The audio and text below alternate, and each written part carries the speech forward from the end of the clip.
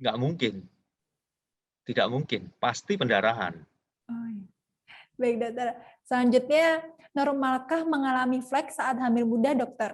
Dan hal apa saja yang mesti dilakukan untuk mencegah flek tersebut?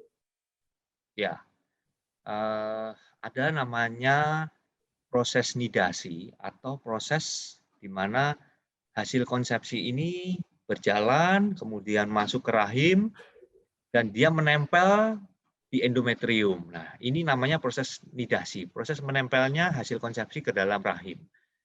Di situ dia akan membuat pendarahan sedikit atau yang bernama Hartmann sign. Kalau di medis seperti itu. Itu normal. Biasanya terjadi di usia 6 sampai 4 sampai 6 minggu.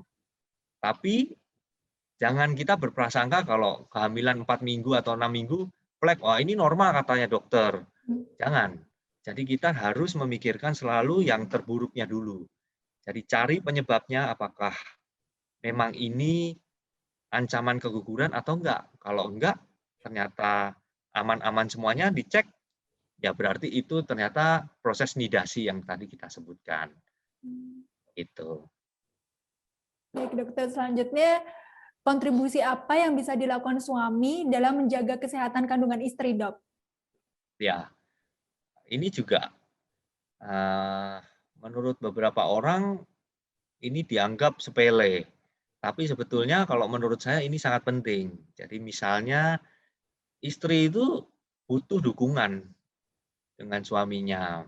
Saat kontrol sebaiknya anjuran saya ditemani supaya suami itu juga tahu perkembangan kehamilan istrinya seperti apa, kemudian perkembangan janin dalam rahimnya seperti apa kebutuhan istri itu juga harus tahu. Keluhan istri, biasanya istri itu, saat kontrol berani mengeluarkan masalahnya ke dokter.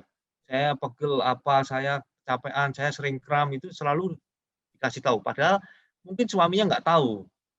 Nah, Hmm. kemudian juga kalau misalnya, eee, mengikuti kelas, misalnya kelas senam hamil atau yoga, sebaiknya, eee, suami itu ikut mendampingi, terlebih saat proses persalinan. Persalinan butuh sekali dukungan dari suami karena seringkali Terima kasih sudah nonton. Jangan lupa like, subscribe, dan share ya.